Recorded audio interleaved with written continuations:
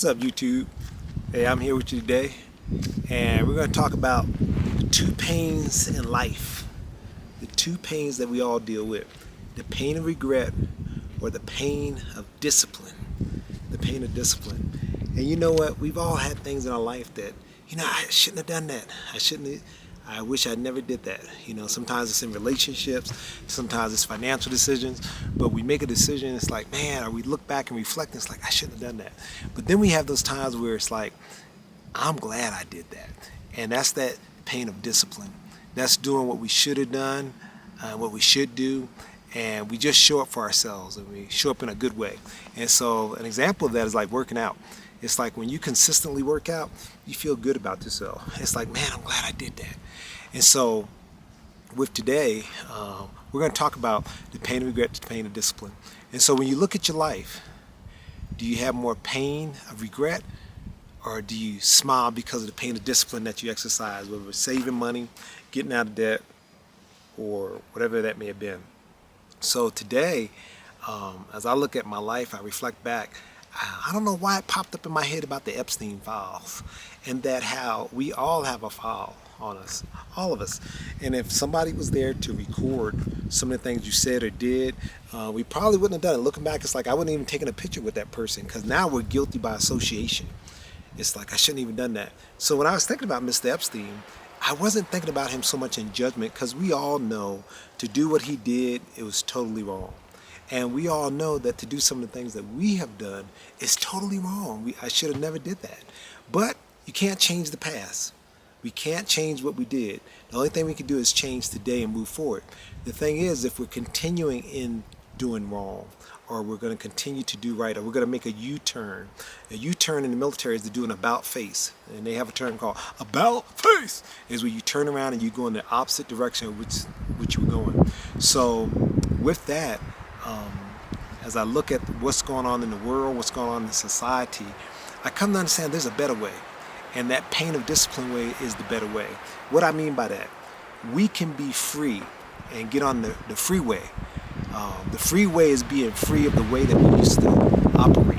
So if we used to operate in sin or wrongdoing, we can stop that. We can choose to go in a totally different direction. We can choose to get on the freeway. We can choose to exit the freeway.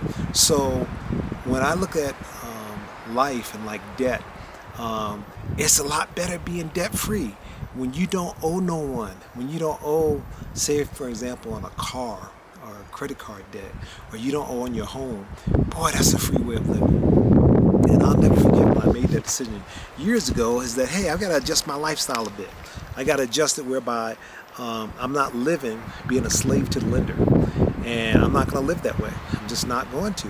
See, that was a choice, but it took some pain of discipline to get to that point where I could be free, could be debt-free. And I can honestly say I encourage you to be debt-free, to get out of debt. If you're in debt, whatever it may be, work a little more, put in some extra hours, do whatever you need to do to get out of that thing. And if you have some stuff going on, don't put on and tack on any additional debt. Okay, because it doesn't serve you, it won't help you out.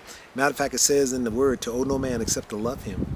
And so that's what I chose to do, is not to owe people. I mean, I've gotten some medical bills that showed up, and it's like, And I remember I told my wife, I said, hey, let's just get on and see if we can get knock that out. She says, no, Billy, don't worry about it right now. She says, there's no interest or anything. I says, okay, no problem. So we was very grateful for that.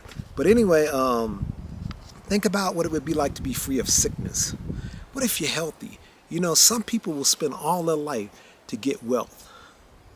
But in their latter years, they'll spend all that wealth to get their health. And then they're living in that pain of regret. Man, I should have taken better care of myself. If I would have known I was going to live this long, I would have taken better care of myself. You see what I'm saying? So that's another thing to look at.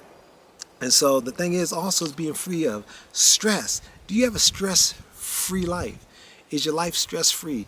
Are you eliminating stressful people out of your life? Are you eliminating stressful things, a stressful job? Sometimes we need to change our scenery, change our job, change our circle that we're around, circle of people that we're around to eliminate some stress. So with that, I've come to understand that to live the lifestyle I've chosen to live is I live in the mountains, and eliminate the stress of neighbors. I remember we had one of our homes that we had was in a neighborhood, and we had an HOA, and we had downsized from our other home, and then we bought another home. And this home, you have neighbors nearby, but I remember at the HOA meetings, they would be in there bickering, bickering.